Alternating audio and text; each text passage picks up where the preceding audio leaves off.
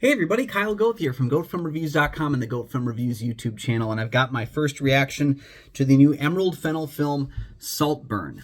Thank you so much to Amazon MGM Studios for sending me the screener of the film. It's slowly has been gaining some wider release over the past couple weeks. Finally got a chance to check it out. We actually have an episode of Kyle and Nick on Film over on the other YouTube channel you can check out, where we have a deeper dive into the film. That I would definitely tell you to check out. That should be coming out sometime around the time that this drops, I guess. But suffice it to say, this is a new film from Emerald Fennell. I was excited for this one because I'm a big fan of Promising Young Woman, Emerald Fennell's directorial debut. This one, of course, having Barry Keoghan in it. He really excites the hell out of me as an actor. Most people probably will recognize him from perhaps Dunkirk, The Banshees of Inisherin, and of course the Batman. He does make an appearance in the Batman as well.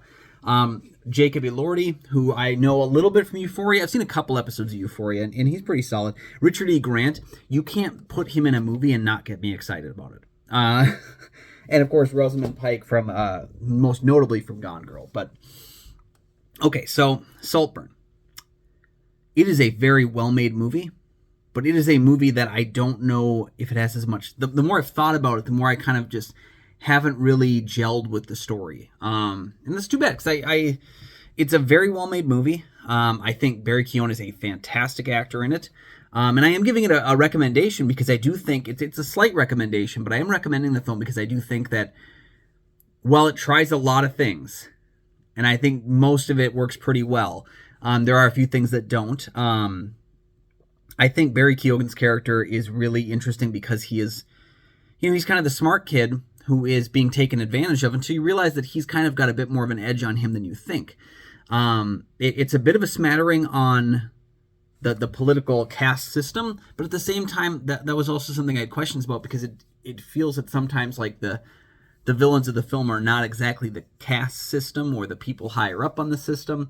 It's a bit of a satirical take on them because, again, like, they're very, like, for all the wealth that they've acquired in their life, they're kind of stupid at times. And so, Barry Keoghan's character is able to kind of infiltrate a little bit, and there's some parasiteness about the whole thing. And you kind of wonder if he as a character is aware of the fact that he's kind of infiltrating this family.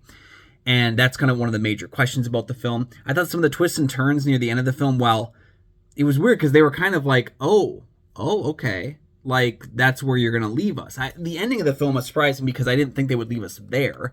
But I also was surprised because I wasn't surprised. Because I thought a number of the twists and turns in the film were blatantly obvious for 2 hours. So when they were, like, presented as, oh my gosh, did you see that coming? I was like, I thought you told us that was what was happening. Like, I felt like that was part of the plot. Like, so there's some things I have issues with on that. Again, I think production design, this is a gorgeous production design. I believe they chose a set that had never been in film before, and they tried to keep that set secret so no one would ever use it for film again. Costume design is great. Makeup effects are great. A number of the performances are great. I don't think that the writing of the screenplay is as strong. I think there are, again, a lot of ideas being presented, and some of them work and some of them don't, and it's pretty equal across the board, except I do think the good edges the bad a little bit, whereas the film I recently talked about, Ferrari, I felt like the good stuff in the film was slightly outweighed by the stuff that just didn't work for me. This is kind of the opposite way, where I do think the good stuff outweighs the bad a little bit more.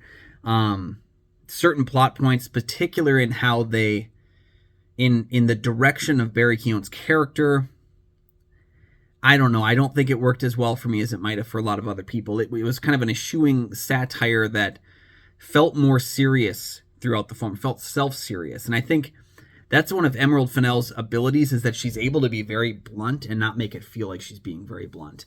Or I should say, it's obvious she's being blunt, but it works, which it rarely does for many filmmakers. But like Promising Young Woman is a very blunt shovel hitting you over the head, but it's done in such a way that's so obscurely strange that it works. And this is a film, again, as well, that it's very blunt, it's very on the nose, it's very hit you over the head, but at the same time, I don't know that it works as well, and I'm kind of mulling over that fact. It's definitely a film that leaves you wanting to watch it again, because wow, that's a movie. There are scenes in this movie that will stay with me for the rest of my life, and I think that's something that can be given to it. So I don't know. It's not. It won't end up on my best of the year list, but I liked it. I liked enough of it. And again, like the bold swings that are being taken by Fennell as a director and as a writer have to be given credit to, because again, I would rather watch a movie like this than watch something that is paint by numbers, something I've seen before. And this is, if nothing else, not a paint by numbers movie. Even though the plot itself is, the way in which that plot is distinguished, I thought was very interesting and very powerful stuff.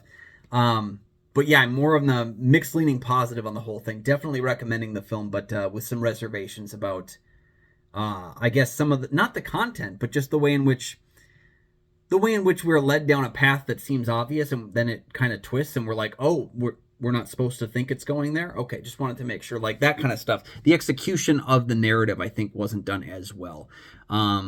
But it still makes me very excited to see what Fennell does next. So let me know what you thought about Saltburn down in the comment section below. Did you prefer it to Promising Young Woman, or do you prefer the other film more? I'd love to hear your thoughts about that. And while you're down there, please like and subscribe. There are 2 free things you can do that help support the channel immensely, and you never miss new episodes of the show as they drop. You can also find GoatFilmReviews.com for my many written reviews. You can find Goat Film Reviews on Facebook. You can follow me personally at Almighty Goatman on Twitter, Instagram, Letterboxd, and Threads. And you can find my show Kyle and Nick on Film that I co-host with Nick Plotachuk from the St. Paul Filmcast.